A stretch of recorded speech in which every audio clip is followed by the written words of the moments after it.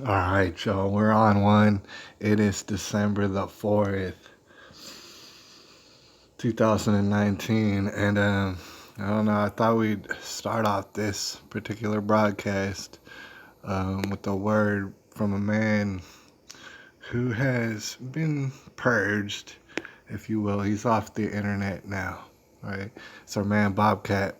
We're going to let some people stumble in and let us know if the audio is going in. I have reason to believe not only are we on the internet right now, but we also have audio engaged. The Bible. Some people have it lost. Aside from that, so to say that we don't is absolute lie, and you can't really defend people. But however, some people expose a tremendous amount of psychotic behavior that is just unbelievable. So, from the earthly perspective, from a human perspective, we say that motherfucker is crazy. That we all are, but some people just really go out there.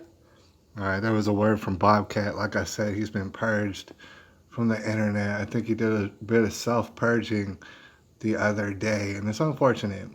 I'll miss him. I don't know if it's permanent or whatnot. I saw that Leah L was up in the building. I see you. I appreciate you. Makes me wonder, Leah, if you get back up in here, I want to know.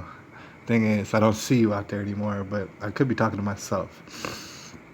Leah, if you get up on here, or if you're listening to me right now, if you're listening to the sound of my voice, let me know if the audio's coming in good, if I'm talking good, if you heard Bobcat and stuff, if you heard that pretty good.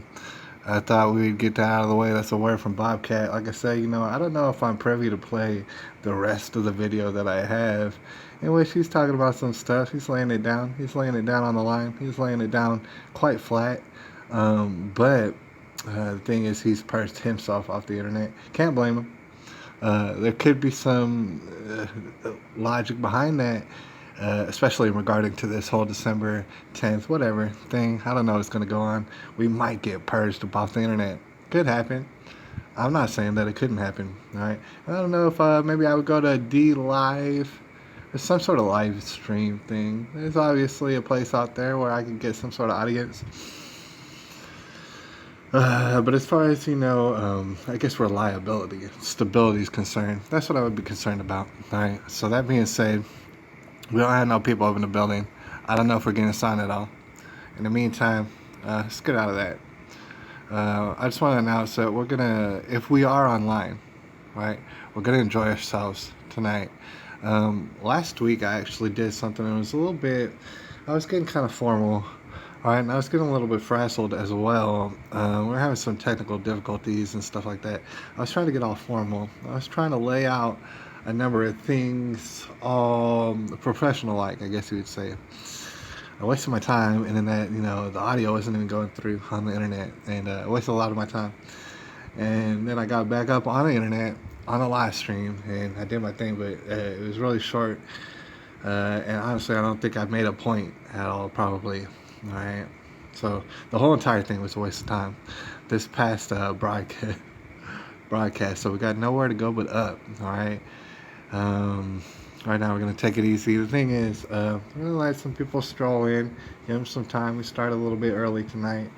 Like I said, we're not going to have so much formal, but we do have several cases that we're following closely. There are some updates, of course. We're going to have some updates if you hang in with us about, maybe Samantha Del Camp, Jared Burgess, if those names aren't ringing a bell, perhaps Arabella Parker. That's a case amongst many cases out there, right? And we're going to go ahead and discuss. I think we got a pretty good insights and updates as far as those. So I'm going to get a drink of water, and we're going to get down to the nitty gritty, y'all. So give me a second right quick.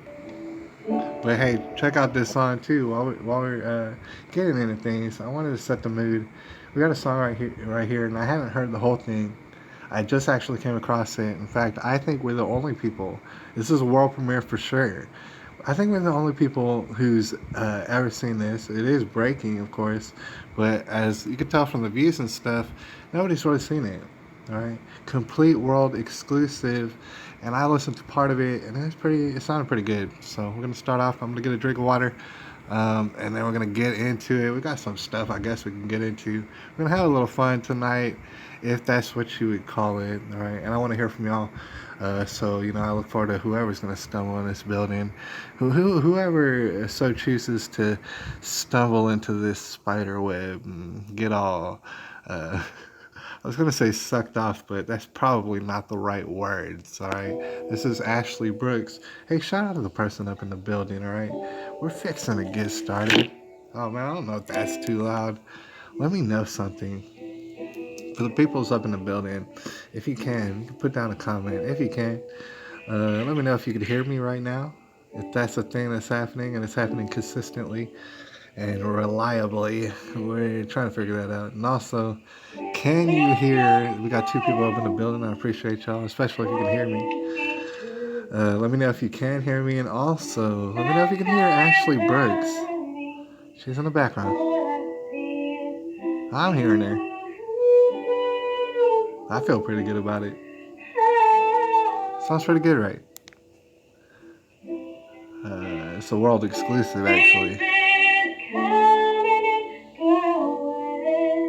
It's kind of setting the mood for tonight. Hey, y'all, it's General Shefford up in the building. Can you hear me, General Shefford? Can you hear the words that are coming out of my mouth? Can you hear Ashley Brooks right now?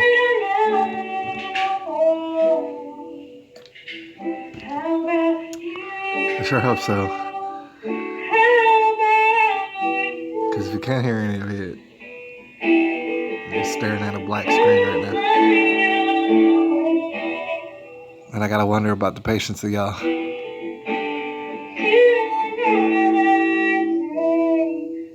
Man, y'all so patient.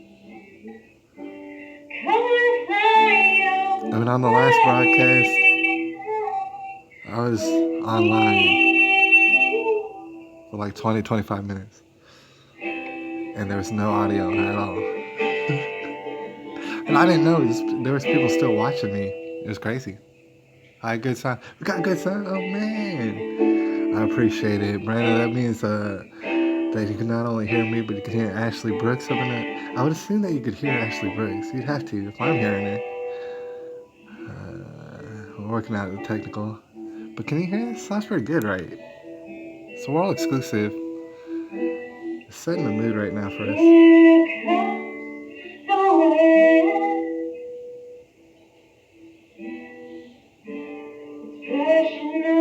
I can't understand the words. It sounds like it's in a bar.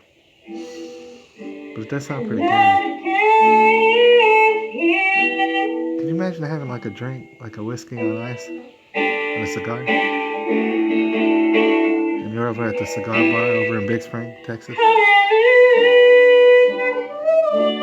And you got this lady and she's just singing these melodies up in there. Brandon, you like it? I like it. Ashley Brooks. Let's take it.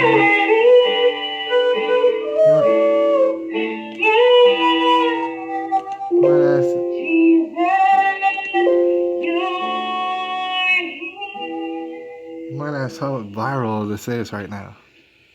How viral is that song right now? I think we're the only people in the world who've heard this song. Pretty much. That's how viral it is.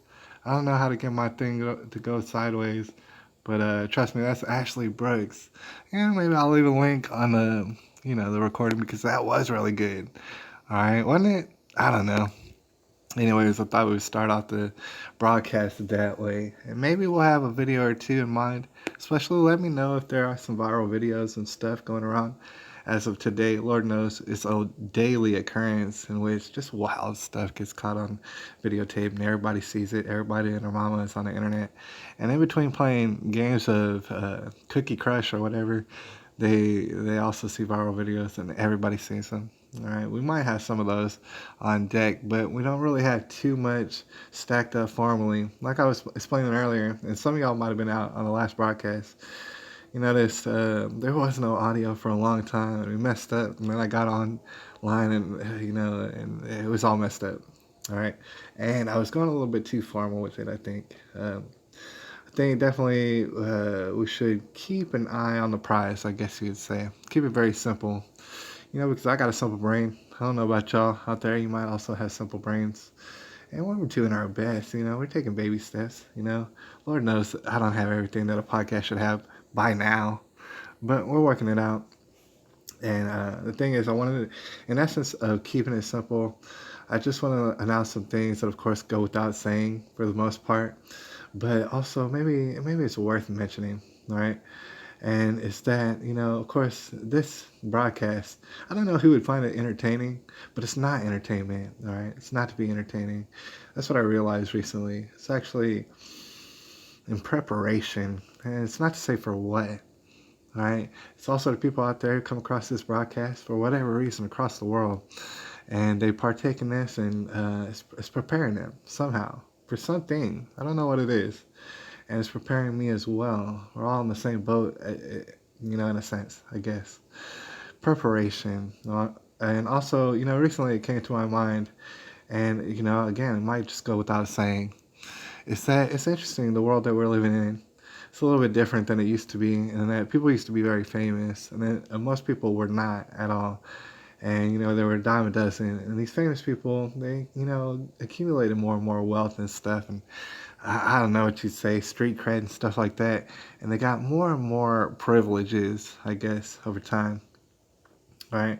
It's weird because in the celebrity life, you can get incriminated so easily, and we've seen it time and time again. And you're kind of separated from regular people life, all right? So sometimes not a lot of people stand up for you as a celebrity. You kind of get thrown under the bus. We don't have to rattle off a list, but we've seen it before. These celebrities, they get thrown under the bus, be it the gossip rags or perhaps even the legal system. Takes them down, puts them through the ringer, runs them through the mire, if you will. All right. And then also that happens to us smaller people as well, especially very unknown people, to include and especially bums out there, dirty bums. All right. When we get ran all over, sometimes there's not a lot of people that speak up. They didn't hear our testimonial. They didn't hear our story and stuff like that. They wouldn't know. All right. Some people's stories go untold. All right. Probably the most important stories.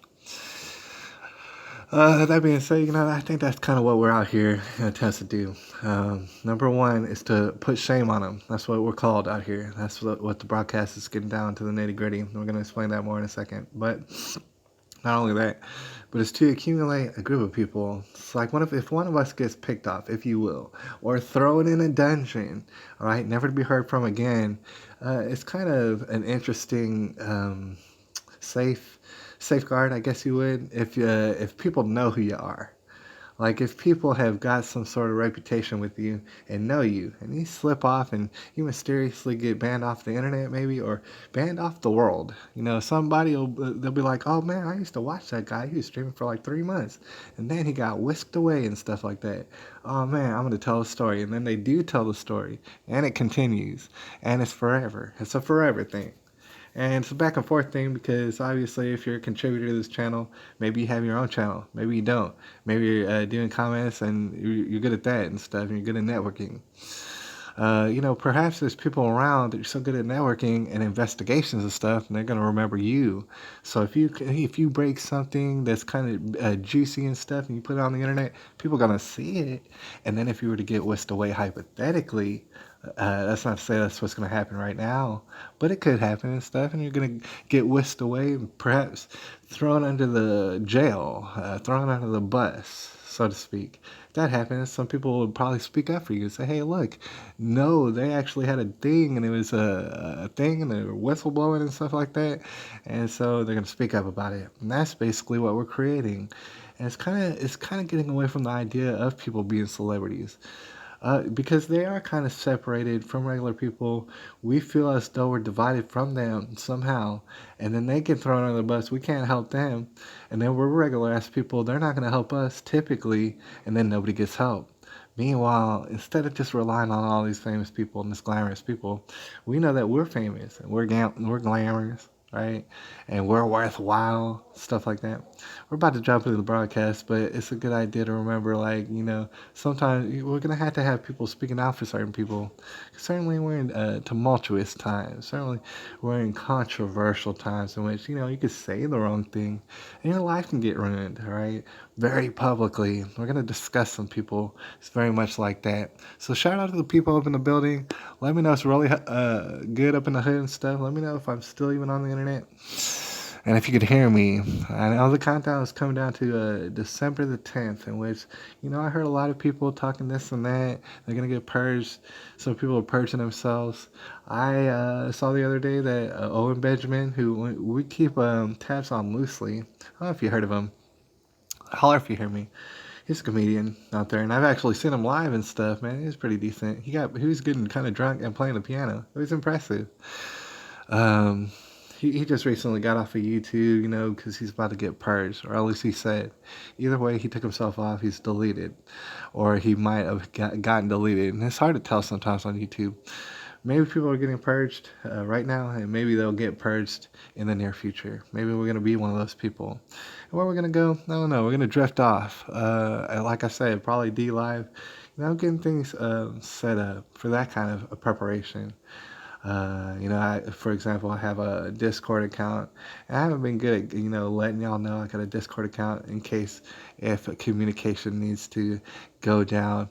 I do understand that, even then, communication might, if like formats and platforms are synced up with each other. Of course, they could all ban you at the same time. So that's to say, like, what if I got banned from YouTube and then all my channels got banned, and then my Discord got banned and everything got banned at the same time? It's an interesting thing to think about. But I do got other accounts. It's just that people don't really know about it necessarily. Like, I do have an Instagram account, and I don't hardly go onto it because it overwhelms me. I've seen all those pictures. It freaks me out. And so I don't go on to it too much, but I do have one of those. It's like, well, there might be ways to, if I were to get banned off of YouTube and all of Google's subsidiaries or whatever all at the same time, there could possibly be ways to find me and stuff. I got a pretty interesting name. It's Gerard. I don't know how many Gerards are out there, all right? It's probably a lot. But, that might make it easier for you to find me out there because my name will be Gerard no matter where I go. I don't know. We're gonna get to that. We're gonna cross that bridge when we get there. All right. So with that being said, we're just gonna dive into some things, real informal. All right.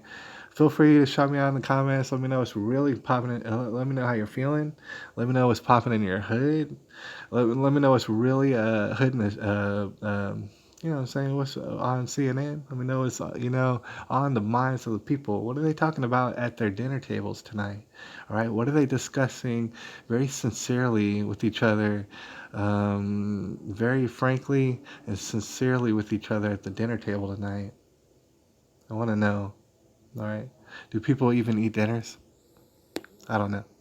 I ate my dinner for breakfast, y'all, but we're just going to dive into it. We're not really too sure what we want to dive into first. Thing is, I have a couple of articles. I have a couple of updates, all right? I don't know if you wanted to hear about them. Like, for example, I do have updates on Samantha Del Camp. I don't know if I mentioned that. I might want to talk about that. Jared Burgess. Are those names ringing a bell out there? All right, do y'all remember who I'm talking about? And the thing is, I know we talk about a lot of different zany things on this channel. It's hard to keep up with. But those names might not ring a bell. We might talk about these people right now. And I think I just want to emphasize certain themes. I want to talk about Samantha Del Camp, Jared Burgess. All right. If you don't recall, these two people, and we'll see if we can go to article real quick. These two people were guardians of a little girl. Her name is Arabella Parker. And we've mentioned it a number of times. I've actually had the family members, different various extended family members, come to my YouTube, leave comments talking about, rest in peace. And by all means, I mean, I'm not hating on that. Leaving comments on my stuff talking about rest in peace, their family member, Arabella, all right? 3-year-old girl. She's actually on life support for over a month, all right? All, breathing machines and stuff like that. She had to have part of her brain removed, actually. It's a little girl. Because, brain swelling and stuff. Brain trauma. Got that brain trauma, all right? And so y'all might be familiar. Some of them might be not familiar, but I wanted to bring it up. She was on life support. She actually recently passed away. A long story short, they took her off life support, and she actually lived. Arabella Parker lived for like a day and a half, something like that. And then she actually eventually succumbed to her wounds, or however it goes.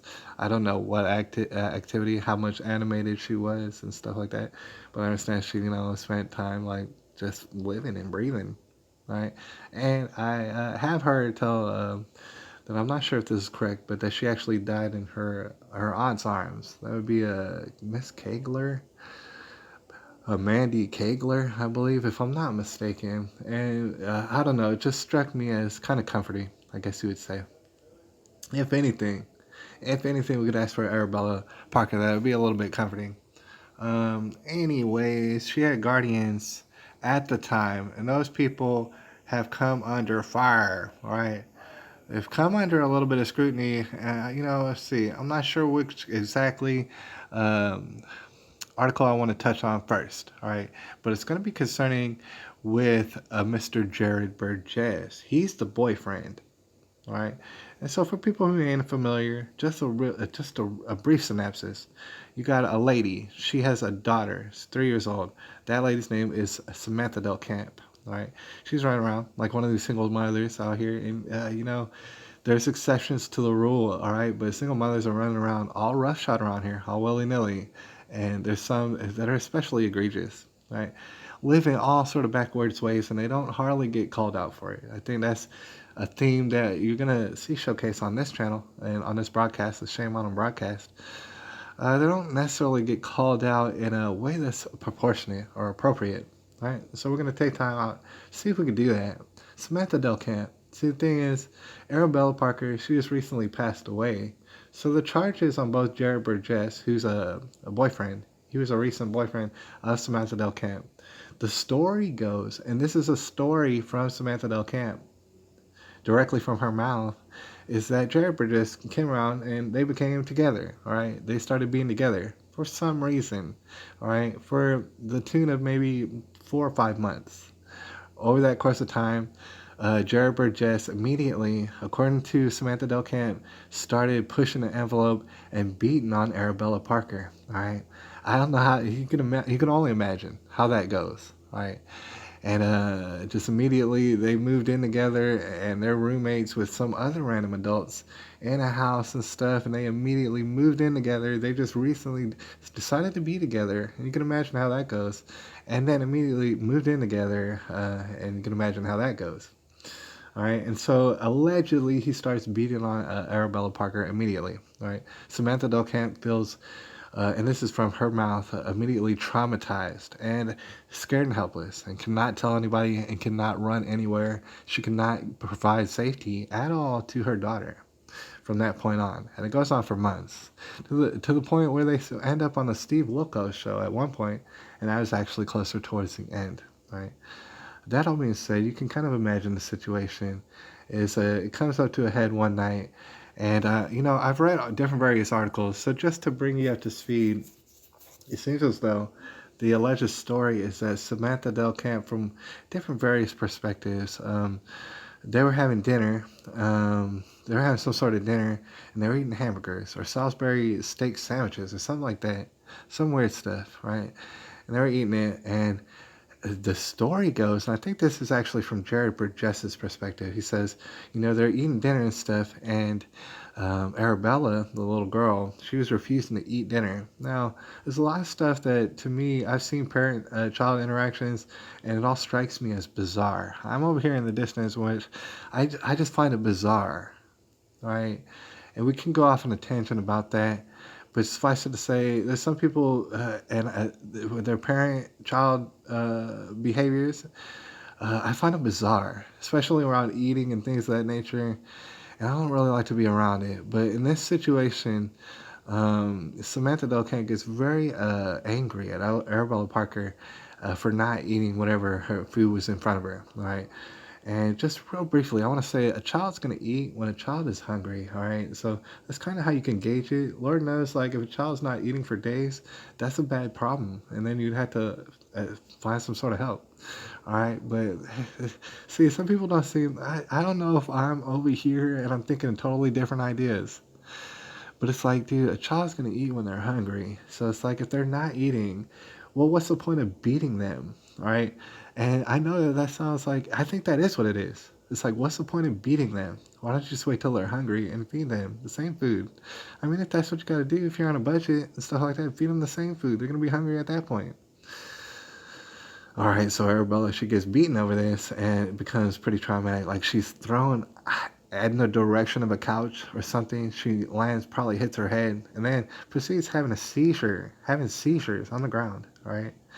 And that carries on. They don't exactly, here's the thing, who's to say what happens? We're going to go over a very important point right now, actually, that we made before. We're going to drive it home. Something that nobody else is really talking about is the evidence regarding the situation. All right, we brought it up before. All right, but Samantha Delcamp, she, according to Jared Burgess, throws the child hits the head, and this and that, winds up having seizures. They start to figure out what to do. Okay, my theory goes, and this is only speculation, hearsay from here on out, from right here, just to let you know, this is an opinion, is that they were trying to figure out like what to do because different variations of criminality actually taking place in that house that had nothing to do with Arabella Parker, right? And in fact, she might not even have seen going on, right? But I'm here to tell you, I'll bet you all sort of money, I'll bet you everything that there's all sort of criminality going on in that house, and so they were like, we could alert the authorities real quick and get emergency personnel out here, but they might see all the criminality and they might really put us through the ringer. So instead, they danced around like chickens with their heads cut off about 45 minutes, and they also brought into other people into the fold to include, say, Jared Burgess's mother or something like that, or maybe his stepmother or something like that. Some other ladies in jail right now because of it, because of her lying to police and stuff, and they're finding out about it.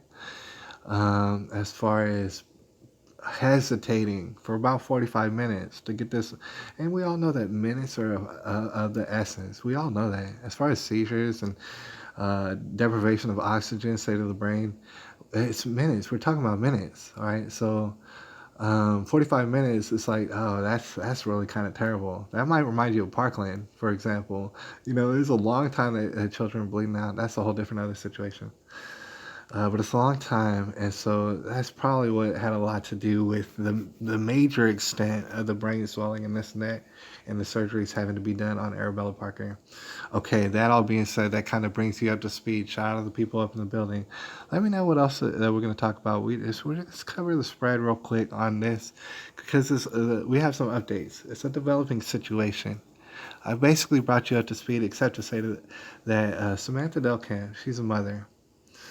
Her story goes a little bit different. Her story goes that Jared Burgess been beating on Arabella for a long time. He picked her up by the neck, slammed her against the wall. Samantha Delcamp was standing there traumatized. She was peeing in her pants, I guess, just standing there doing nothing. And then, Jared Burgess beats on Arabella a little bit, and then she winds up having seizures, gets knocked unconscious on the ground.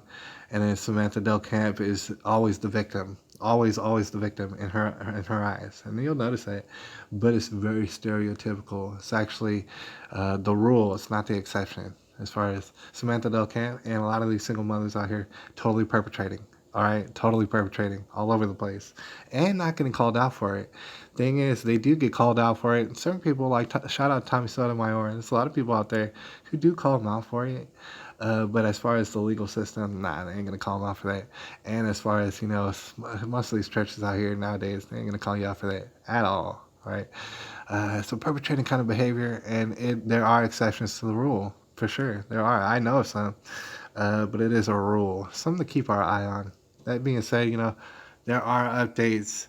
But before we read this article real quick, Burgess Delcamp now facing homicide charges.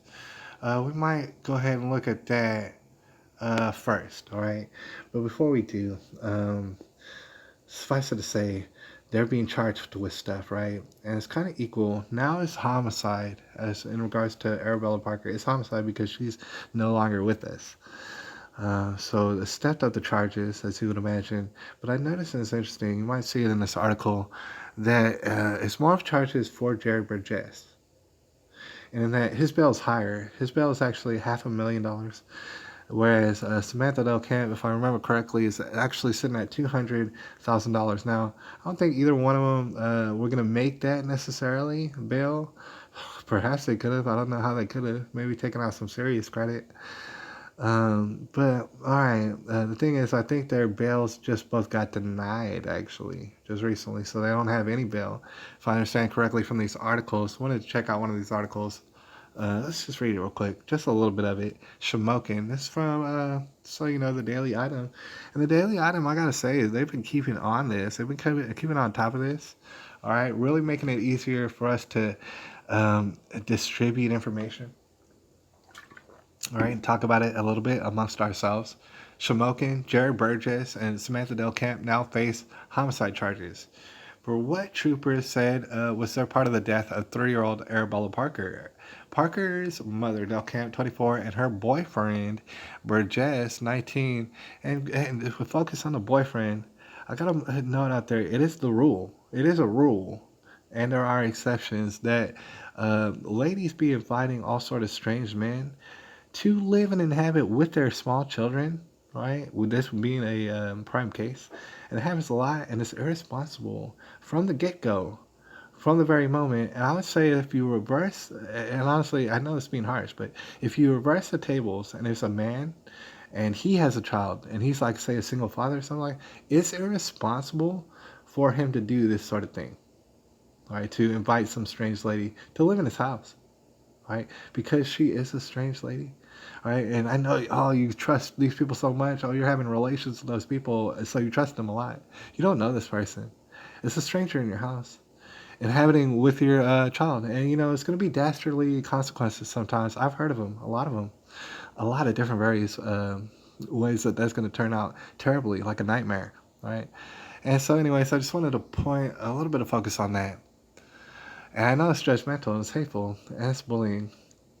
But shame on them. That's the thing about it. You gotta put a shame on them because if no one else will, to include the church, we're just gonna talk some common, logical, common sense. The thing is, a lot of people knew about this back in the day. They had certain names for people out there, harsh names that would be considered bullying.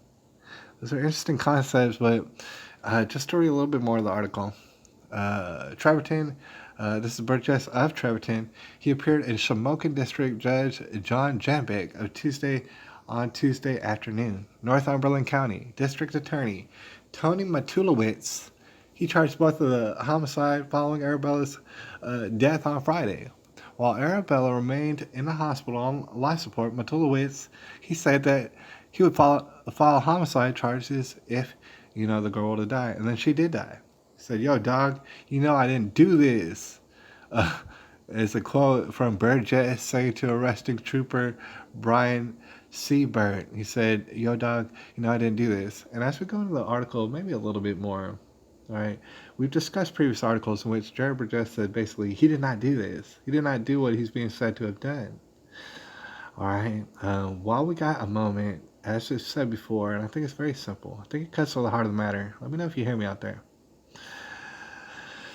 But it's kind of interesting in that, you know, it's a he said, she said. Samantha Duncan saying the opposite of what Jared Burgess saying. Jared Burgess saying, I didn't do this. That what is being said that I did and I'm being charged for, I actually didn't do at all. It's being made up by Samantha Delcamp. Now, the evidence exists in the world. You know that the telephones are taking over. You already know that. And the internet gadgets and this and that. Smart this and that gadgets and appliances up in your house. Here's the thing. For sure, the whole audio of the incident with Arabella Parker, for sure, has been recorded. Undoubtedly, maybe 2 or 3 times over. Probably, considering that household. The audio of it alone probably would give you a major insight into what exactly happened And Lord knows there's certain cases where they're calling upon Amazon Alexa, Google whatever, where they ask them questions and stuff, little robots. And they're taking the recordings from these gadgets and they're, finding out whether or not people murdered people up in their house, right? This is kind of very similar in that, for sure, undoubtedly, without a doubt, the audio recording of this incident exists. Now, that actually goes against people's rights. That's true. It goes against people's privacy, and that is true. That's a touchy subject. I don't know exactly how I feel about it, but I'm hashing out certain theories. Like, for example, if we're definitely being recorded, for sure, at all times, at least when audio is concerned, perhaps if you're being legitimately investigated for like a homicide or something like that, perhaps in that case, that might be an exception to where we'll open up your audio files coming from your cell phone. It's been recorded. It is recorded somewhere. We go ahead and get that evidence from your cell phone, from your boyfriend's cell phone, all the audio. We're gonna take it all. We really need to get down to the bottom of this. Arabella deserves justice. But meanwhile, that's not going to happen. That technology is being used for those sort of instances, and it technically is going against people's rights. Technically. But it's not going to be used in this instance, even though it could be. All right. Instead, it's going to be he said, she said, and who's to say? Now, that being said, okay, check out the colors real quick, see what's going on. Still sounding good, man. I appreciate it. Appreciate you, Brenda. All right. And we're not going to stay too long on this, just to finish up kind of on this. Here's a point I wanted to come across. Shame on them. Shame on both of them. All right. Shame on ourselves for all the bad things that we might have done. All right. And we need to get over that. We need to overcome that sort of nature and at the same time, notice it when it's coming from other external. Shame on them. Shame on these people. All right. The thing is, okay, let's imagine Jared Burgess. He's actually the one telling the truth. And that he did not do these things. All right. Okay, at the very least, what we do know, just from common sense, is that he hung around. Here's the thing, from experience, I've kind of seen it and I've removed myself from it, and it's disgusting. It's a nightmarish nature. See, when you're around people and they're getting comfortable with their children and abusing their children sometimes in different various ways, it's hard to go into, but the thing is, okay, you'll be around, and I've seen it. Okay, so Jared Burgess, he's in a situation where he's around this strange lady, and of course he has criminal dealings with the lady's baby daddy up in jail. And that's other. There's many branches that come off of this story that are wild. All right, we may or may not go into certain ones that are wild, dude. It's crazy. In fact, I think we are going to go into Bonnie Cayley in a second. That's actually Samantha Del Cam's mother. You'll notice not the same last name. Nobody has the same last name as anybody else up in this damn situation. All right, but Jerry Burgess, he says that he didn't do these things, and in fact, Samantha Del Camp was the one abusing her daughter, and in fact, had been abusing her daughter since before they knew each other. All right, so at the very least, what he's admitting to, and he doesn't realize he's admitting to it, and I don't know if anyone's calling him out for it, is that he let it happen. All right, you might be a little boy, and trust me, we got to his Instagram. I don't know if we have time for it right now, but we have gone to his Instagram. All right. Obviously, he doesn't have no muscles, but the thing is, you could still interject. Like, for example, here's a picture of him. He's a little boy. He's growing facial hair and stuff. He doesn't have no muscles, but that's the thing. He chose to live with this lady who very apparently was abusing her daughter. And so he, as a stranger or as a bystander, was just kind of allowing for it to happen.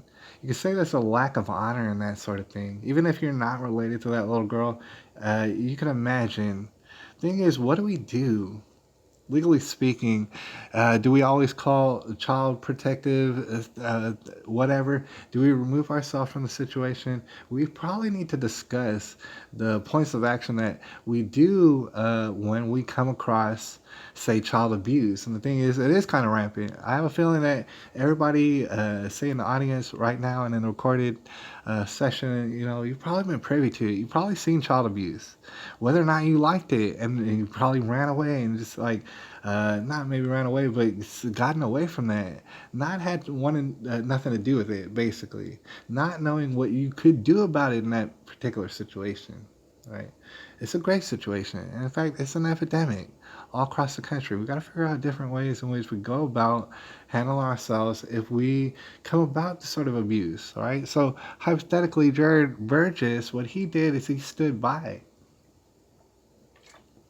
and he saw whatever abuse take place. He told nobody for months, and then, according to him, he witnessed, this beating that led to the passing away of Arabella Parker after all sort of trauma. Right. According to Jared Burgess, he actually stood by and let them fiddle their thumbs for about 45 minutes. So in my eyes, I know it's not formal at all, but in my eyes, he deserves to be looked at for the death penalty. For sure. Like, it's not even really debatable, but we could debate about it. That being said, I don't think that we don't have no evidence that he actually did it. All we have is the hearsay of Samantha Del Camp, who's proven herself, even Steve Wilkos said, proven herself to be one of the most miserable mothers that anybody has ever seen in our life. And shame on her, all right? The idea of her getting half as much punishment as Jared Burgess, even though we're just going on her hearsay and we have absolutely no evidence. And in fact, one is more likely. It's actually more likely for the mother of a child to beat on her child in public because, well, she's on drugs, she's on constant marijuana. This is all part of the official narrative. So it's more likely for her to beat around on her child than for her to invite a complete stranger, even though she's a victim and always a good citizen, to come in and beat on her child immediately and pretend like she's scared and traumatized and pretend like she can't get away. One situation is actually much more likely than the other one. And that's what I want to discuss. So wouldn't it be at least fair to say they got equal charges in this because we don't know who did what? We're going literally and solely on the hearsay of this particular scumbucket of a type of lady. And we're just saying that to put shame on her. We love this lady. I don't know about y'all out there, but personally, I love Jared Burgess, this little boy right here. I love Samantha Del Camp and her big old nose and stuff like that. I love those people. However, they deserve justice and they're not seeing it. They're definitely not even seeing it at this point. And Jared Burgess, he's actually in a world of hurt because in the jail system, and he's already said it, his life's in danger, for sure. Real bad. Under what he's being said that he's done. Meanwhile, he might not even have done that. Meanwhile, what he did was bad enough. Meanwhile, nobody in the news or anything like that could even have a thought process on their own. They're always going to discuss like this senseless killing. We're going to break it down. We're going to bring you other news and stuff. Meanwhile, you're not bringing anything.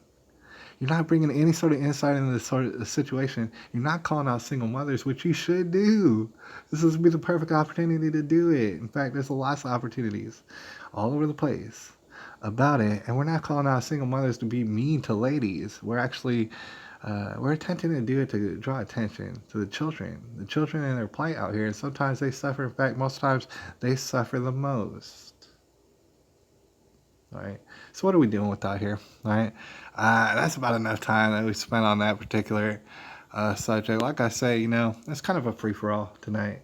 Brenda, you're the co-host of this show. Why don't you go ahead and take over? All right. Why don't you let us know what's popping in the streets stuff? Honestly, Brenda knows what's going on. I know she works for a living. She gets that money and she provides services to make America great again, to one extent or another. She knows what's popping in the streets as well. Sometimes she brings me information or things to think about that is quite interesting. Comes to mind a long time ago. I believe it was Brenda that was talking about Noahide laws. I believe it was Brenda, a long time ago. And it's something that we actually didn't bring up on this channel. All right, we're just going to make mention of it real briefly. It's nothing really. The thing is, it blew over. Noahide laws, I think it blew over. But the thing is, we hear certain things in certain circles, and sometimes they get amplified, and sometimes it gets us a little bit frazzled. Right? We hear rumors and stuff like that. Lord knows I hear rumors, and I have my own theories. But with that in mind, I know I didn't bring up what it is. It's like basically an anti-Christian set of laws in a sense because it deals with idolatry. And it's like you could look it up if you want. It has to deal with Noah from out of the Bible and Noahide laws and the illegalization of Christianity here in America. And the thing is, there's probably, in fact, I'm pretty sure it's a big old war on Christianity. Moreover, it's a war on Christ than it is just on Christians necessarily. The idea of Christ existing, stuff like that. But however, there's wild things going on. We're going to discuss some of them. And there's also rumors and stuff like that. Sometimes it proves to be unsubstantiated, and sometimes it, gives us some grief. Gives us some things to think about that, maybe perhaps we were better off not even thinking about. All right. Let me say, we're gonna take maybe a look at Google and stuff real quick. We had some screenshots to go over as well. Google's gonna be kind of random, so let me go take a look to see what we have in the screenshots, just to see. I don't really remember, but there might be something important in here. Oh man, I don't want to look at it. It's funny. Some screenshots right here. What's something that I noticed? Micro apartments, that's nothing in particular, but that's like, just another sign of, where economics are going. I've seen it. I see it, especially like in Big Spring, where they'll get you to live in small ass places, all right? And you've probably heard of this, Agenda 21, 2021, Agenda 2030, and stuff like that. Cram you into a small place, say it's all trendy and nifty, and say it's good for the economy. Perhaps it's good for the world and stuff. Perhaps you're ruining the world if you don't live in this little cubby and stuff like that. They're making it all trendy and stuff. And certainly they should in Naperville. They'll get away with all sort of stuff in Naperville. I'm pretty sure. There's bad stuff going on in Naperville. But check this out. Family of Miami community activists shot to death seeking tips and videos from the public. I don't know anything about this, but I took a screenshot about it. And the thing is, it's not the first time I've heard of this kind of story. I don't know about y'all out there. All right, holler if you hear me. But I've heard of a number of different kind of activists, like social justice activists or something like that, and they get murdered. All right, and it makes you wonder why. It makes you wonder if that's kind of ironic, or if we're just tripping and stuff. Man, like I don't know if y'all seen that out there. They get murdered. They put themselves in bad situations. Lord knows, not even being an activist, I put myself in bad situations before. Very hairy situations. I think a lot of these activists, I think that might be the same person. They're looking for clues in his shooting. He's a community activist. And you can imagine the things that he spoke on behalf of. You know what I'm saying? I don't think they brought it up in this screenshot, but you got that going. He gets murdered. All right. And I've noticed it's not the first time. That's why I took a screenshot of it. It's not the first time I've seen it. All right. I don't know why I took a picture of this. Muhammad Hindu festival. It's interesting. They have the world's largest sacrifice under defiance of a ban. I guess a sacrifice ban. And as you can see, I guess there's a lot of blood around, and people maybe slicing off animals' heads with swords and stuff. I don't know if I speak out against this. I'm not sure. I don't really have information on this. I don't know if y'all heard about this, all right? Because not only is like people, here's the thing, people are different, and everybody is worthy of respect, and everybody's worthy of love out there, and that's something I like to dwell upon. And it doesn't matter your religion, it doesn't matter where you come from in the world, but at the same time, people they will look at you, maybe judge you for your actions, and ask you, why is it you're doing what you're doing? It seems weird. It seems like stuff that we don't do around here. And can you blame us for having the question, why? Why do you do things? You go across the country, or go across the world, actually, and you go to different countries, and they do things, and it's just like, wow, why do y'all do this? We don't do this where we're at. We don't really do this, what you're doing, all right? So this would be an example. Some Hindus, and I don't hardly know anything about Hindus. I know that they got different kind of gods and stuff, and they're like different cartoon characters and stuff like that, like elephants with 6 legs and stuff like that. I don't know what they have. But I hear about them. And apparently, there's some of them. I don't know if it speaks on behalf of all of them, but they're out there and they're doing these sacrifices. You might look at it and say, "Oh, that's barbaric," something like that. I don't know if I even go out on a limb and say that. I'm not sure what's going on with these sacrifices. The world's largest, the world's largest animal sacrifice. That kind of like that sparks my interest. Like, dude, why is it the largest? How many animals be sacrificing there? And is it just a nightmare seeing all these animals getting sacrificed? Why are they doing this? Sacrificing to who? What do they do with all this meat and stuff? I got so many questions. All right, I don't understand because just to look at this incident, people might look at it and say, "Oh, it's barbaric. These damn animals. What are they doing? They're just, chopping off the heads of animals, and they're carrying on in all sort of ways. Maybe that should get banned." I don't know if it should get banned. I don't know if it's your culture. I don't know why you're doing that over there. I don't know, but that might be something good to dwell upon. Right? Because obviously, if you can go to a different country and say, "I don't know why y'all cutting all these animals' heads off in a public square, and I don't know why y'all are dancing around drenched in blood and stuff." I don't know what's going on. I don't. I don't know why sometimes in certain countries you take the butcher knife out of the kitchen cabinet and you cut your baby's head open and you do it in public and you dance around in public and pulls of your own blood. And I'm not making it up.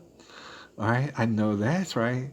I know it happens. It's like sometimes certain situations when you're taking butcher knives out from the kitchen cabinet and you're cutting your little baby's head open. That honestly, that might be. I had to say that's kind of crossing the line right there.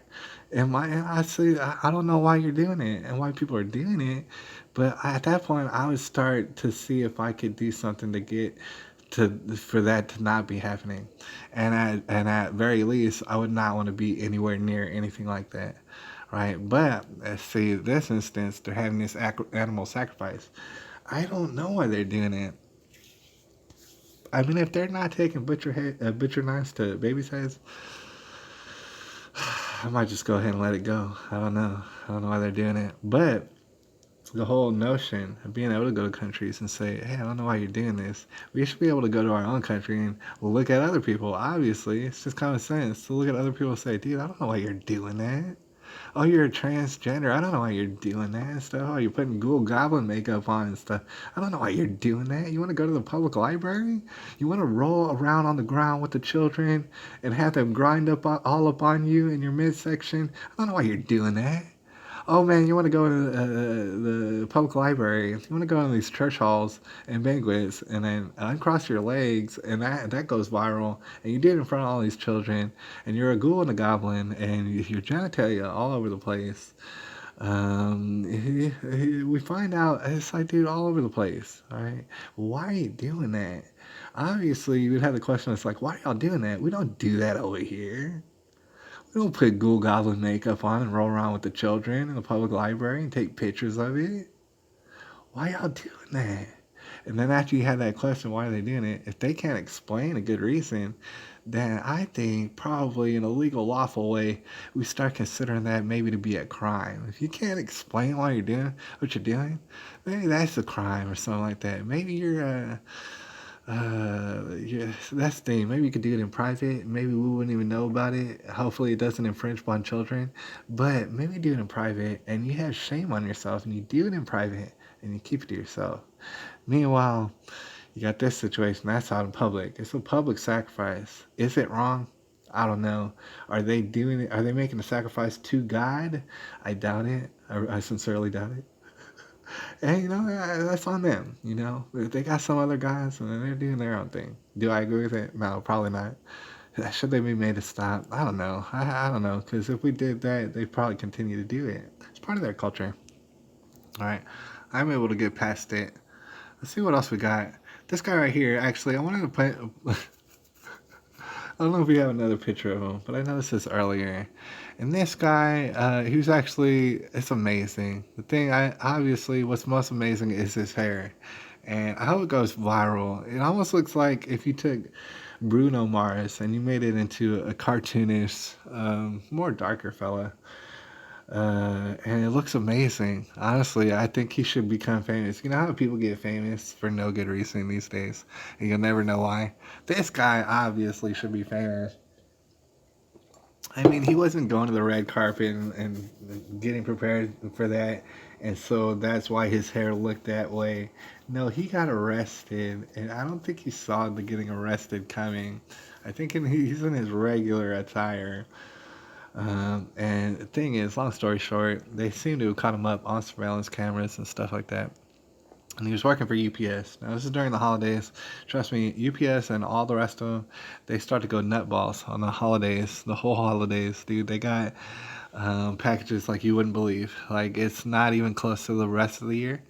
And Lord knows Amazon's probably experiencing that same sort of thing. And that's why you have employees of Amazon saying, oh, it's a slave factory. It may or may not be a slave factory. I don't know if I believe that at all.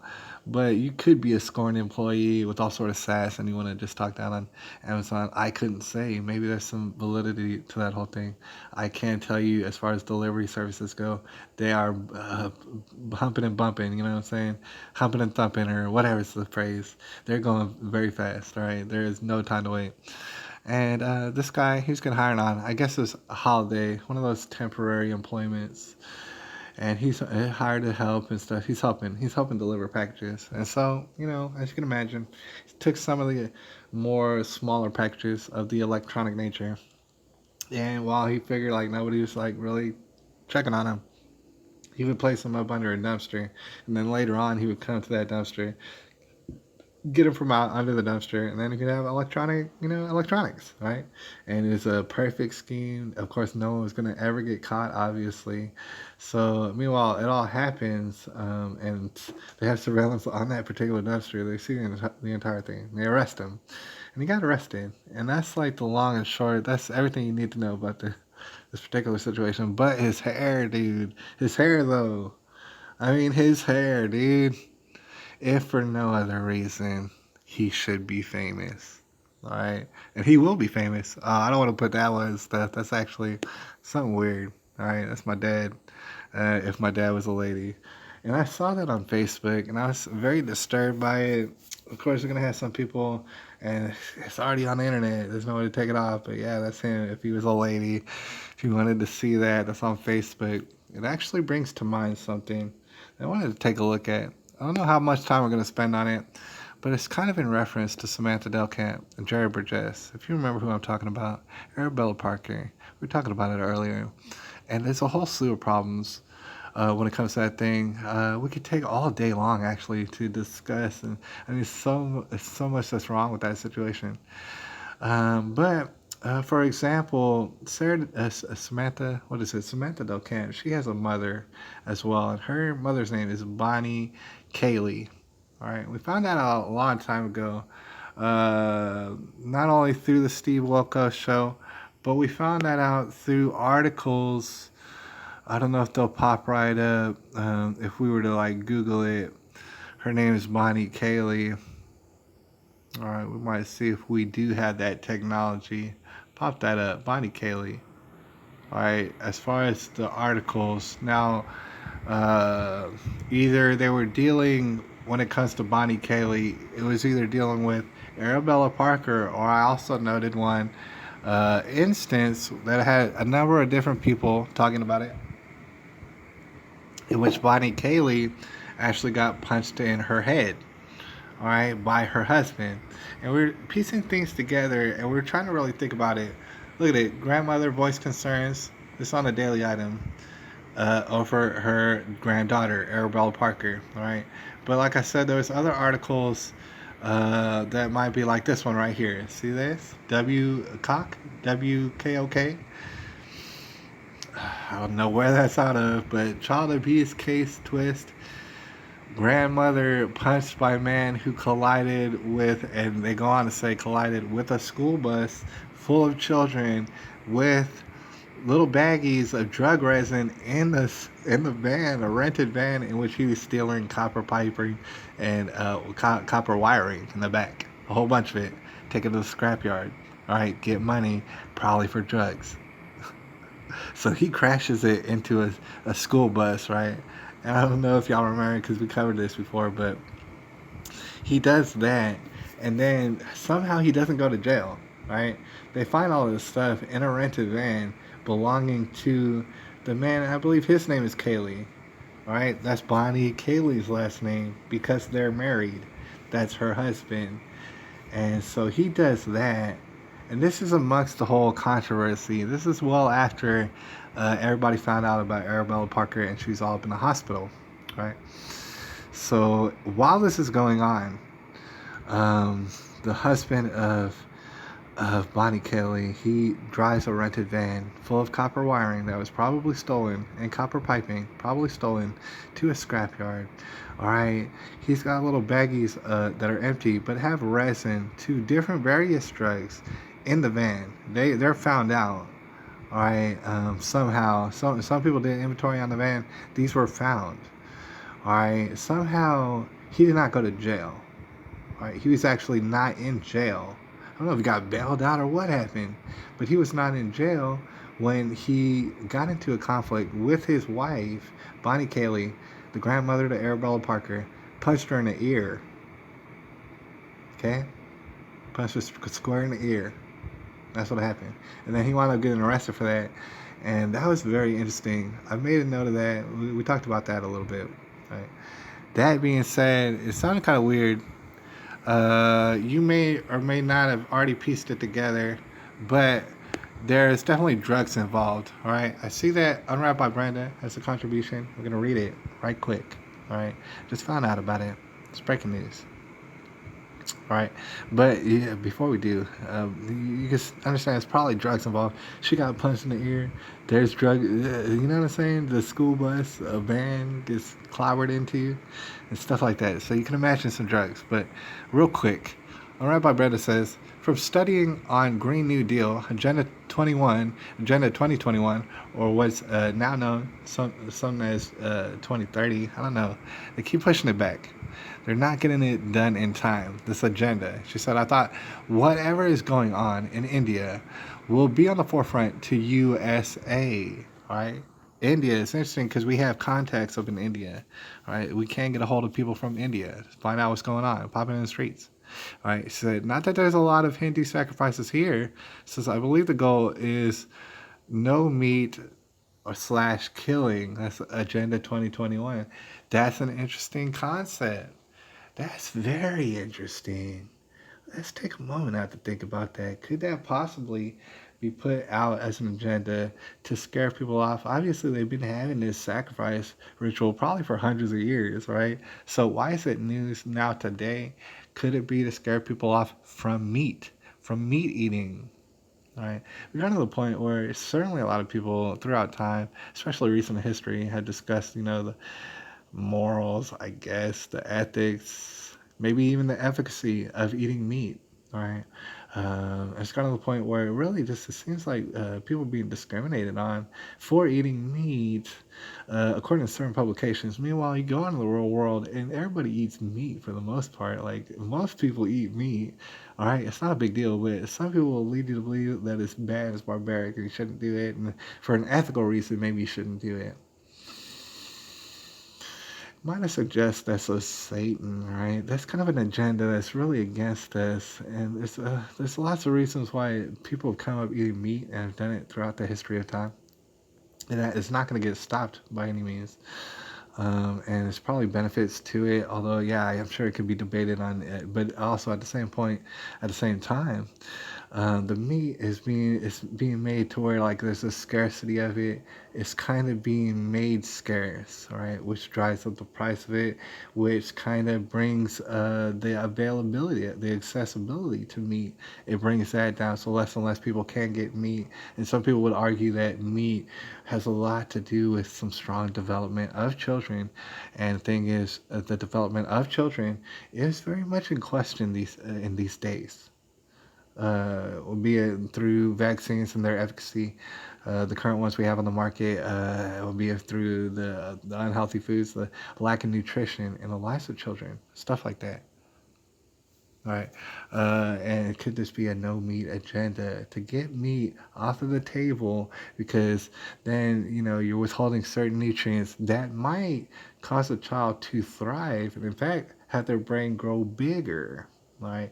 And if you put a filter on the water, maybe they want to drink fluoride all day and get their brains all hard like a rock. All right. Uh, That's an interesting concept, Brenda. It's no wonder that you're the co-host to this show. I don't know who else could fill your shoes. I don't. But I invited. The thing is, I can't wait to read the next thing from Brenda as far as really breaking it down, really getting to the nitty gritty. Right? It blows my mind sometimes. But in the meantime, all right, we're talking about Bonnie Cayley, grandmother of Arabella Parker, right? Mother to Samantha Del Camp, right? Bring that up to speed. We discussed how she got punched in the ear by her husband. And one thing that we didn't bring up was we noted from those articles back then that her husband was actually 35. Man, oh man, I appreciate it. I know you can't see me, all right, but I'm blushing, all right. I can't even stand it.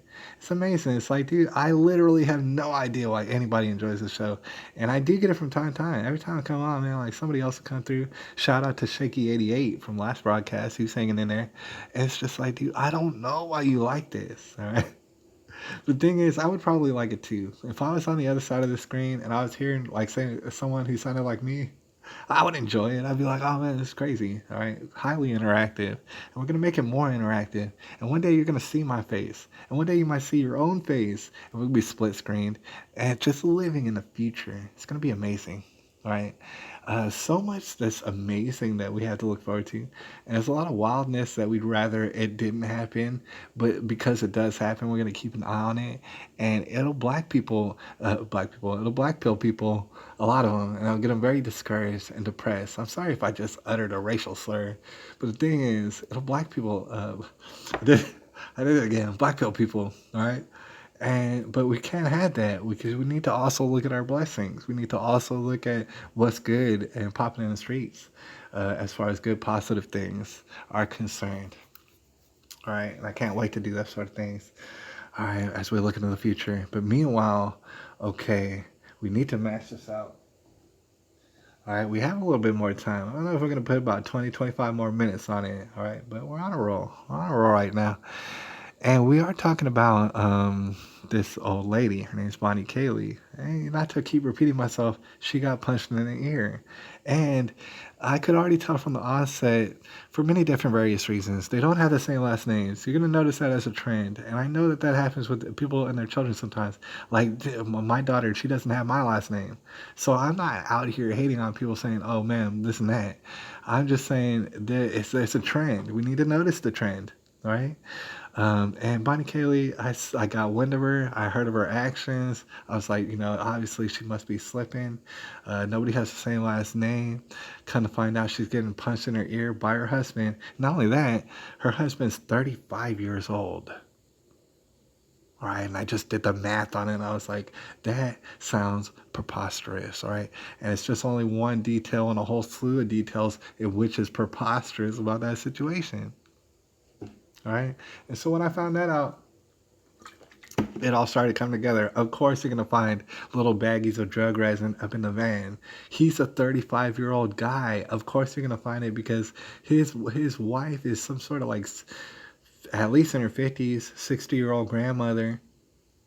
All right. So you're already going to know. When you see Bonnie Cayley and her sleeve of tattoos, for example, and her tattoos on her hands, for example, you're going to immediately know off top that Bonnie Cayley is not like a guardian angel coming in to save the day. A lot of people might think that because they saw the Steve Wilkos show.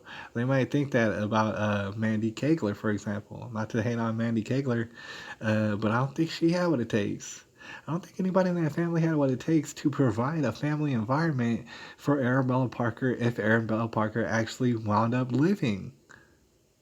And that would have been disastrous. That's only my opinion. But, I think a lot of people out there is having the same kind of opinion. Right? We knew that some of us looked at it and saw that had Arabella Parker pulled through, her situation was going to be beyond disastrous. It's going to be a nightmare. And that's just being realistic. Where's she going to go? Is she going to go to the foster care system? It's like, it's disaster no matter where you go. And that's something to be dwelled upon. All right, so with that being said, actually, if we can go to it right quick, go to my bookmarks. We already know what we know about Bonnie Kaylee. You can already understand. The thing is, uh, I don't know if you would say fortunately. I don't know what we're doing right now, but oh look at what. Somehow I opened up all these windows. We're about to go to Bonnie Kaylee. I'm gonna do it on the fly, but we're about to go to her Facebook. Now some of y'all might have already seen it out there. Holler if you have. All right, but this might be a world exclusive. Let me see if I can spell correct. All right, we're about to go to Bonnie Kaylee's Facebook and take a look at it because we were discussing, her lifestyle. We were discussing what we were hearing about it. We were discussing her getting punched in the ear and stuff like that, but we didn't have no visuals. So now we do have visuals, and we're on the internet, so we might as well go ahead and share it. Believe it or not, I just typed in her name and it popped up immediately. It was the first thing that popped up. As we got our lady right here. This is the grandma. She's gonna step in and be the guardian angel of Samantha Del Camp. Now my theory is this. It goes throughout generations. At this point, it's gone throughout about 3 or 4 generations, depending on like who you are, where you're at. But it goes throughout generations of this kind of person. God bless her. Nobody hates her. I love her. Her name's Bonnie Kaylee. All right, I love this lady. Okay, she's going out through generations of irresponsibility, total rampant irresponsibility, and absolutely no loyalty, I guess you would say, to her children, her offspring. Now it looks like she does. Like from an outsider's perspective, it might immediately look like she's a single mother. Oh, she's struggling. God bless her. This and that. She's the best of us, and she's just trying to hold on for her children. And meanwhile, there's a deadbeat daddy somewhere, and he's not taking care of business. So who's to say exactly what happened? Obviously, every story's gonna be different, but you got Bonnie Kaylee right here, and just to look at her, it's not true. All right. You know that this has been carried on for generations and it's been facilitated by our actual legal process and our judicial process. Like, children have been put in danger and will continue to be put in danger. We're going to discuss the different various ways of how and why, just to kind of appease this sort of lady. And we don't hate this lady, but shame on this lady for thinking that, oh, she's going to come in and make it all better. No, you're going to get punched in the ear by your husband. All right, just like everybody probably should have figured. All right, and we are about to go into your Facebook, which is still up, by the way. I don't know. The thing is, I think she's not really concerned about it. All right. Thing is, like I said, a terrible nightmare situation, no matter which way Arabella Parker went. Right, and it goes throughout generations. So, for example, Bonnie Kaylee, she's all tatted up, like she's a prison sailor or something like that. Dude, like it's all on her knuckles and everything. It's crazy. She knows she thinks a certain kind of way. She's gotten governmental assistance here and there and everywhere. And it's not just to say, oh, demonize everybody who's got governmental assistance before. I mean, it does happen. But you're seeing this stereotypical type of thing right here in which, oh, she's so independent. Oh, she's bad. She's bad. She's a biker lady. Meanwhile, she's running around town, probably been running around town. Probably. That's my theory. And continues to run around town even though she's an old, used up, wrinkly old lady. All right. To think that drugs have nothing to do with why her face is all wrinkled up like that, dude. I mean, she got beat with age in the face. All right. Obviously, for those people who've seen it before, drugs will beat you in the face. All right. And is that not what we're witnessing right there? Obviously, you got a husband. We piece it together. We put two and two together. All right. And meanwhile, there's not even a court. And you know what I'm saying? It seems like in America who would recognize that. Obviously, this grandmother's unfit. The mother was unfit. This is a generational thing because the mother never learned how to be a good mother from her own mother, and that continues to go on. I mean, it's a good argument to say that Samantha Del Camp just literally didn't even know any better. That is a good argument. And the idea that Bonnie Kelly back in her day, perhaps under the influence of drugs, might have smacked around a young Samantha Del Camp back in the day, the idea that that might have happened, yeah, I think it might have happened, all right, with tattoos all up and down your arms and even on your knuckles. Oh, you're a strong, independent woman.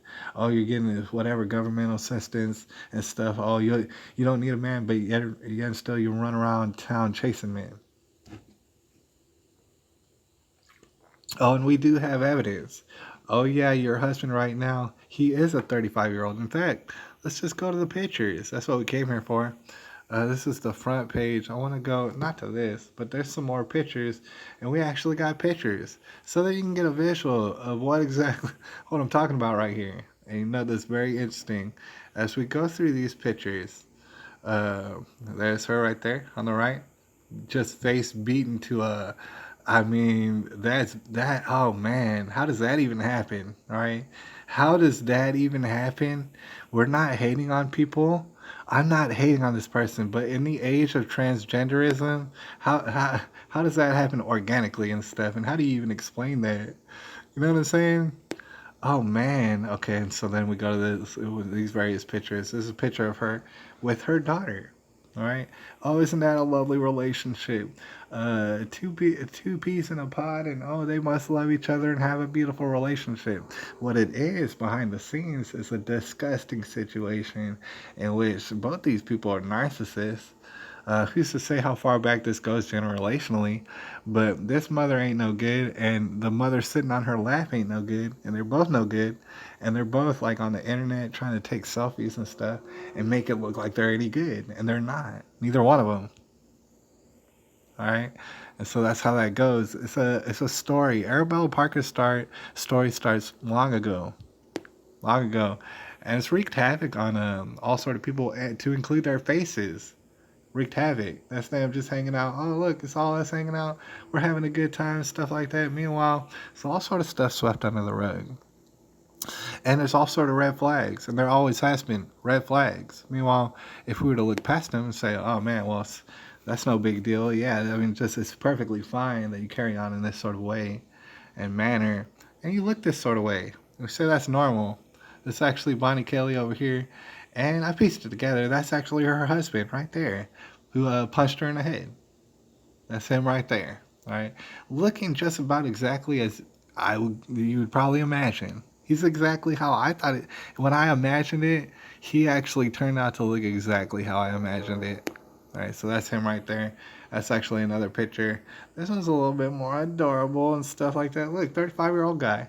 He's gone off all sort of drugs, probably, right? Methamphetamines to at the very least. Probably different other various drugs. Just hanging out. Oh yeah, that's with his wife, the grandmother, and they're just hanging out with this mother who apparently is abusing her child to the point of death, or at least witnessing it.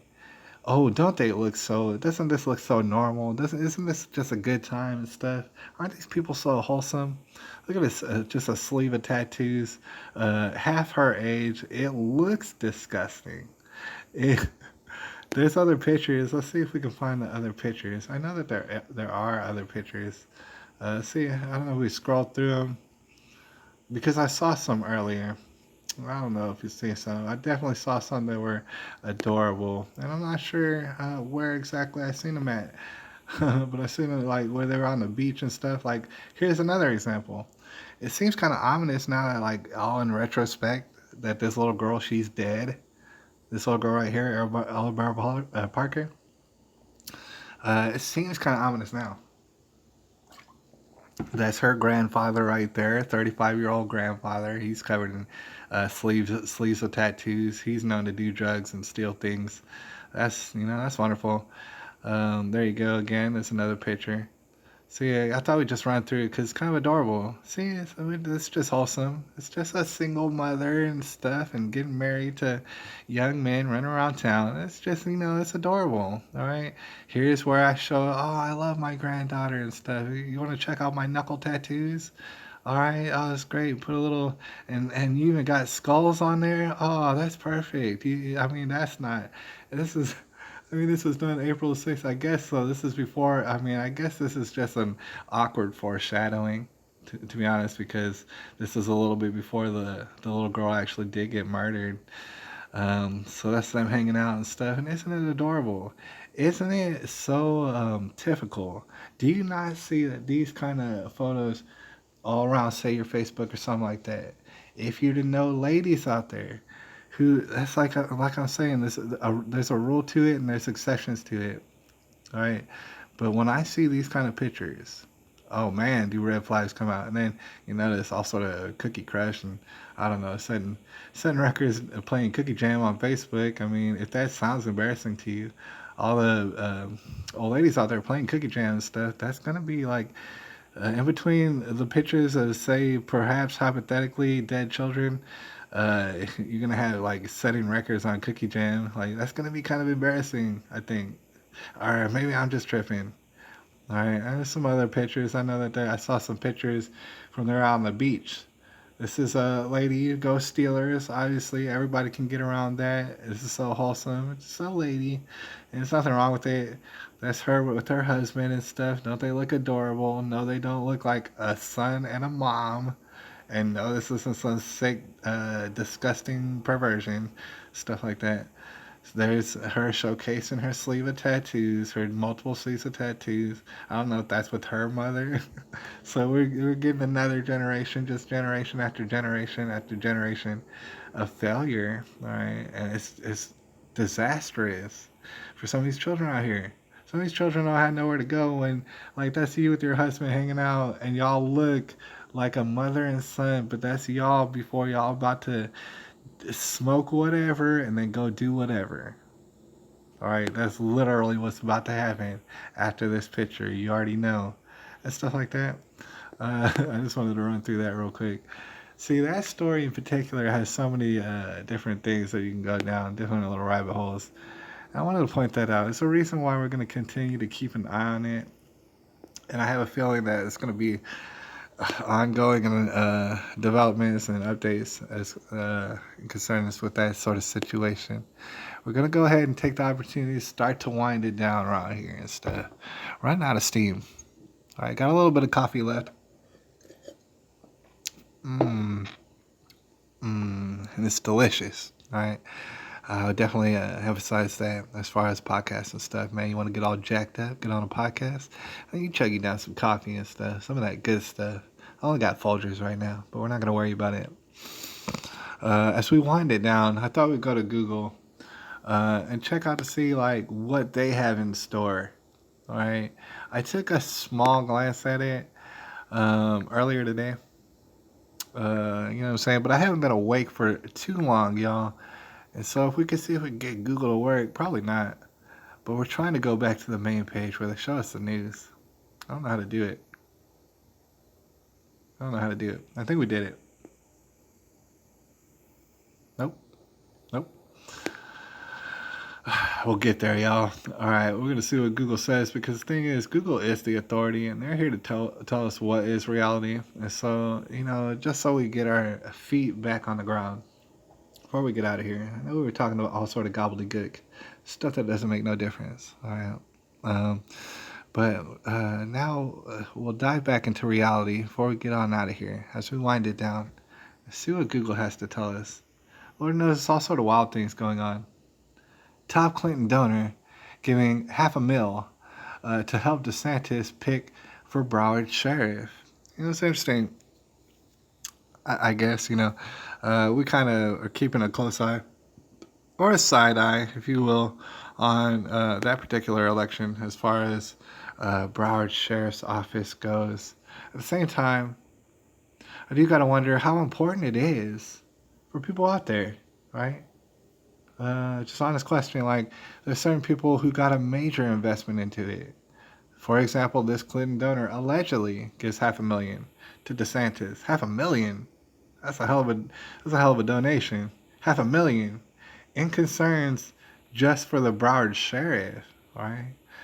So weird, wild. I'm sure weird, wild stuff's going on behind the scenes, right? New York City, it might avoid making Second Amendment history. Who's to say? All I know is they're ran by some nutballs, right? I don't even think we had time to read that article. We only had time to get down to like the real nitty gritty. What's really crucial What's really popping in the streets? That being said, Popeyes versus Chick-fil-A. Real experts pick the best sandwich. Real chicken sandwich experts. All right, it's one of those things that shoot. I don't know if this is the design at all, right? But however, I do believe that it's gonna have the majority of us experiencing dementia in our later years, and it's not even no way to get around it. There's going to be a certain point where we're all up there in age. If whoever does make it, I probably won't, but whoever does get a little bit older, they start to get dementia, and I swear they're just going to be mumbling and stumbling and fumbling and just drooling and talking about chicken sandwiches like you wouldn't believe. All right, I know that that's going to happen. All right, whether or not that was even the point, that's definitely what's going to happen. All right, now we're bringing in chicken sandwich eating experts. Who's this done by? Syracuse.com? I don't know what that is. All right, but chicken sandwich eating experts. All right, and it's all sort of controversy, and I'd rather not even talk about it. But just to let you know, we do hear about it. We do. How do you like that face? How do you like that face? So we dive back into reality. We got George Zimmerman out here. I think y'all all recognize him. George Zimmerman. He sues family of Trayvon Martin, publisher, of Trayvon Martin, publisher. I don't know. I don't know what that is. Their publisher, prosecutors for $100 million.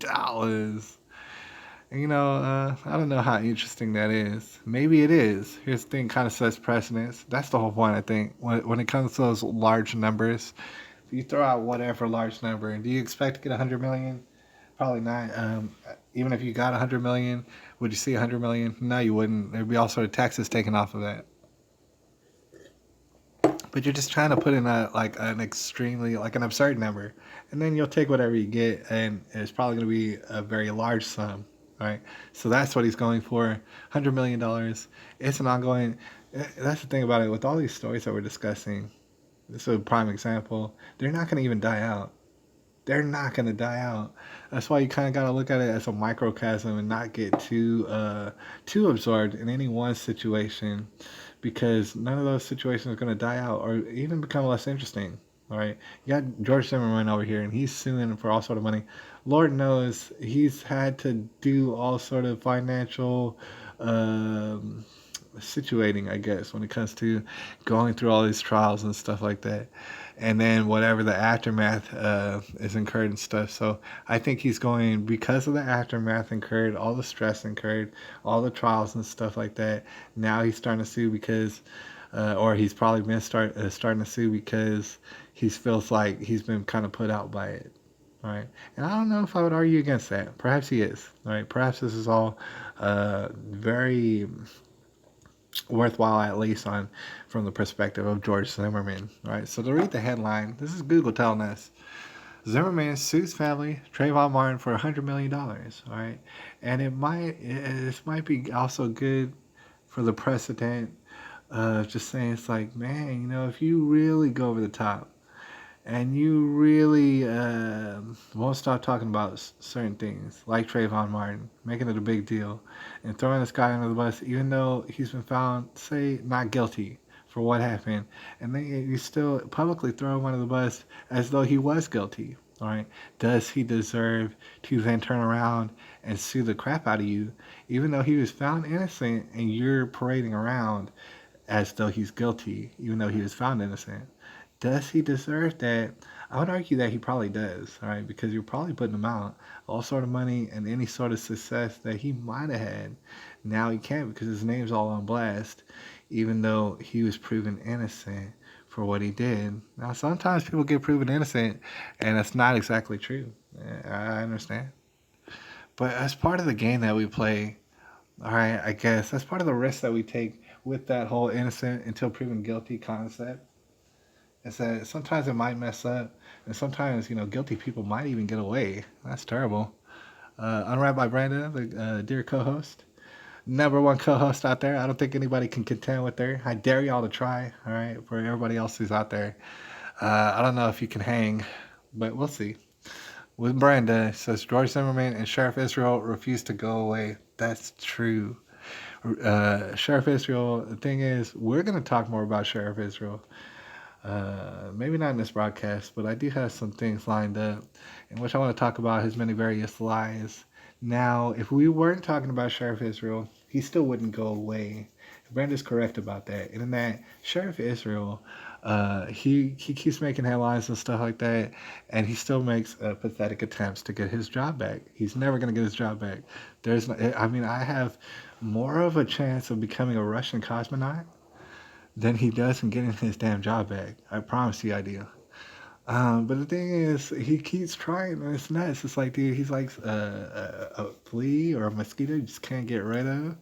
And he keeps on going. George Zimmerman might, I know he'll rub people off on the same kind of way. And that a lot of people might accuse George Zimmerman of drawing attention to himself and be very flamboyant in some of his actions. And to that, I don't know if I can argue against that either. Sometimes he's made decisions that maybe I necessarily wouldn't make. But he has done it, and he is suing, and there might be a reason for him to sue. And if there is reason for him to sue, then I don't know if you can really blame him necessarily. I don't know if you could blame George Zimmerman himself for putting out the headlines. I don't think it's him putting out the headlines. You could therefore blame the publications for putting them in the headlines, and I don't know if you'd be wrong in blaming them. All right, because they really don't get to the point. All right, and so this George Zimmerman stuff doesn't go away. Certain people, they don't go away. They make themselves be known. And there's certain cases that we're going to follow. Sometimes we're going to dig in order to get to things. All right? One just came to mind, Carla M. Faith. She's the exact opposite. We're going to visit Carla M. Faith again before we get up out of here. But she's the exact opposite in that she gets swept under the rug immediately. She may not even exist. And I want to discuss that before we get out of here. It might be the last thing that we discuss. Carla M. Faith, a lady who may not even exist. A lady who, if she does exist, maybe we don't even know what she looks like, and we're going to discuss that. But a lady, if she does exist, who might be potentially getting away with all sort of secret basements filled with toddlers, and we're not exaggerating. All right, could have secret tunnels up under them. Basements are kind of rare in Colorado, in those areas, from what I understand. Could have secret tunnels. Who's to say? Right? Certainly we want to find out, but nobody wants to talk about it. Nobody. Do you believe it? I don't believe it. I think a lot of people are being shadow banned. I think a lot of people are being stifled on YouTube and everywhere else, and they're talking about the same exact thing we're talking about. Oh man, this secret basement sounds wild. Could there be secret tunnels up under the basement? That sounds wild. All right, we want to get down to the bottom of it. And meanwhile, we're looking around. We're thinking, okay, is nobody thinking about this? Is nobody even talking about this? And sometimes we think to ourselves, oh man, it looks like we're the only ones. Might start thinking very highly of ourselves, but I sincerely doubt it. I don't think we're the only ones. I think it's hard to tell who's all asking the right questions. All right, so that's the exact opposite. We'll see exactly what Google has for us right now. Just go through it. But the exact opposite of a George Zimmerman, the exact opposite of Scott Israel would be a Carla Faith. She could be equally as criminal. In fact, hypothetically speaking, it's just very likely. Shout out to the 4 people up in the building. All right, we're winding it down. I appreciate you. I think we've been pretty productive thus far. We've discussed some interesting concepts, and I want to hear back from y'all. Up in the comments section right now, or maybe in the recording, let me know.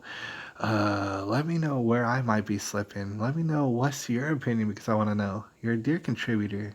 All right, don't you get that messed up. All right, but meanwhile, how 2 housekeepers took on the president. What? And revealed that his company employed undocumented immigrants. What? Nobody knows what we're talking about. From the Washington Post, so we're not going to read it. And assuredly, it's fake news. I don't know what they're talking about. All right, I don't want to hear it. Texas judge temporarily blocks construction of private border wall, and that's what's kind of interesting. Isn't that interesting? Right? I noticed it's not the first time private companies. I don't know if it's the same company. has attempted to put in a wall, and for every different reason, to include eminent domain, stuff like that. People are they're discussing like, should people be allowed to put a fence on the wall? It's like, okay, we have more than enough finances to, if we wanted to do it, knock it out, put a fence on the wall, be it through taxes, be it through voluntary, be it through GoFundMe's. If we put all those things together, to include buying property off of people in order to make the wall happen, uh, financially speaking, we get it done by next week, couple weeks. Bet you. Or, I mean, it might be a long, strenuous thing, couple months, maybe. As far as funds and as far as people who support the idea, it would be overwhelming, right? Just to do it. There's some people that, like myself, probably support the idea just to do it at this point. I'm not even like saying that a wall is the best idea. I'd say a real good idea is stop incentivizing through government handouts and everything else to say, oh yeah, you can get free everything when you get here. Just make sure you get here. Right? If you knock that out, it takes away the incentive a little bit. And then, well, go ahead and put a wall, I guess. You're going to do it. Put in a wall. Have people garden. Have drones and stuff. I don't know. I don't know what you do. But, that sounds about right. Right? So it's enough. It's well enough. That being said, there's another constituency of people who are literally standing in the way, who have to stand in the way, who, if they didn't stand in the way, that wall would basically already be built, all right? So they need to stand in the way. And they're doing so for a reason. You might already understand the reasons why that is. Shout out, we got 5 people up in the building. I can't even believe it. But we're winding down. I can show you that. We only got about 5 more minutes, all right? If that. We're looking at Google. A Facebook rumor about white vans is spreading fear across America. We're gonna stop on that. All right, as far as Google and their stories, CNN.com, literally, headline says a Facebook rumor about white vans is spreading fear across America. What on earth? Okay, what on earth? How high do you have to turn up the notch on your fake news before your notch falls off? And that's amazing. What you're talking about. Completely hypothetical, basically made up. And if it was a real thing on Facebook, it's through people who are clinically insane, right? Should be put in an institute, right? You're saying it like it's news. It's fake news, right? And it's not even just fake news in that you're lying. It's fake in that it's like you're a compulsive liar. It's that you'll lie about anything, whatever to fill some space. That's what it looks like. That's what it looks like. But like I said before we get out of here, obviously, I'm going to take another look at her. And we're going to talk about her just for a second.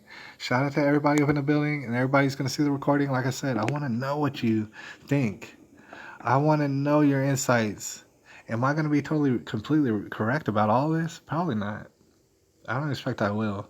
And so therefore, you might have to tell me what's up.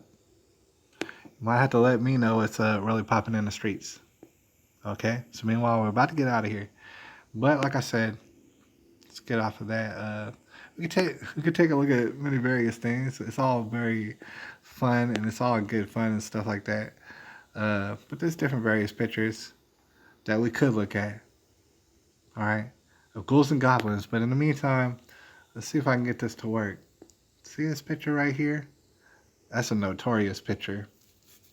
For those who recognize that picture, that's a very notorious picture. I'm here to tell you. Most people have not a clue. And will never hear about it ever. They'll never be brought to their desk or anything like that. The attention will never be brought to this lady.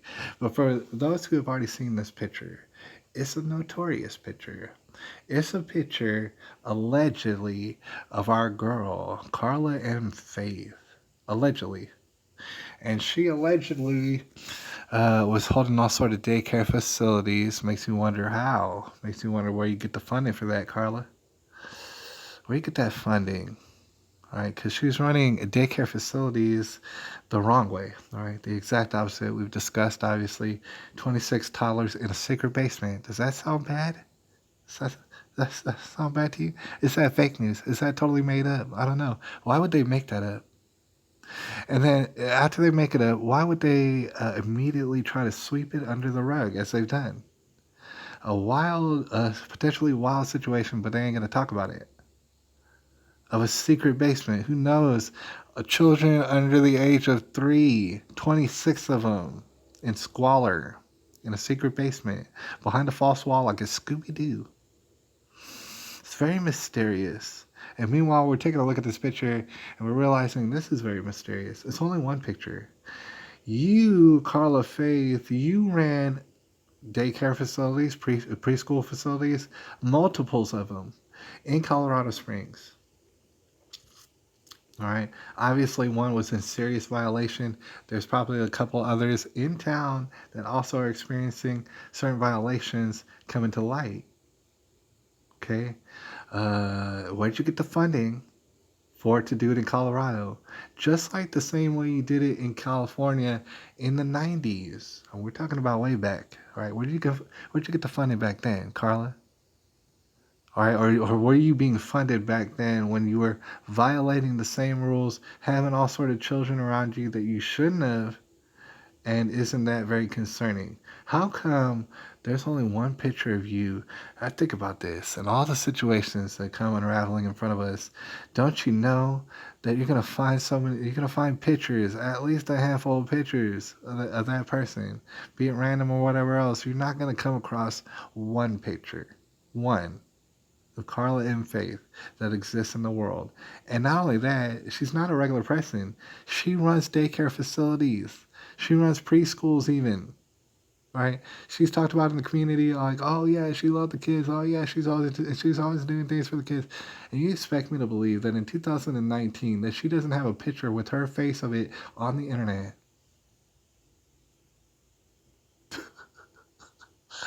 So this is the only picture of her that exists when she's probably at a St. Patrick's Day party. Probably snockered a little bit. What is this, an insult?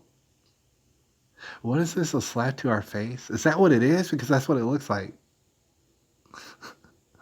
Like you're just slapping us in our face. Meanwhile, that might not even be a picture. That might not even be a picture of her. Think about it. If we're only getting one picture of Carla and Faith, then who's to say that's even a picture of her? Who's to say that's not a random picture of some lady, and meanwhile that lady doesn't even know that you're putting her face on blast? How does she not know? Because this is like a big story that y'all swept under the rug. So most people in America never heard of this story. Oh yeah, it should be very sensational, but most people never heard of it. So this lady, this random lady, perhaps you just took a picture of her and put it in your story and said, hey, that's Carla and Faith. Y'all don't know up from down anyways. Y'all don't know who Carla Faith is. Sweep her under the rug. Yeah, she's shifting children around. Yeah, she's got all sort of toddlers in a secret basement. Don't you even worry about that. We'll sweep it under the rug. We'll give you a picture of some random lady and say, oh, yeah, that's her. Yeah, that's her. She's a leprechaun. That's a slap in your face. We're spitting in your face right now. So who's to say that might be a picture of Carla and Faith? I don't know. But we should get to the bottom of it, right? Thing is, they're not going to talk about it very much, right? We're going to really have to dig when it comes to the details concerning this particular situation. And obviously, it's going to be something that takes years and years to get to the bottom of, all right? We're just going to sit and patiently wait on that. Wait on some sort of justice to come our way. I don't know. Anyways, we ran out of time, man. I appreciate all y'all out there. Shout out to all y'all out there. And next time we're going to do a little bit better, probably, hopefully. All right. I'll holler at y'all a little bit later. It's December the 4th, 2019.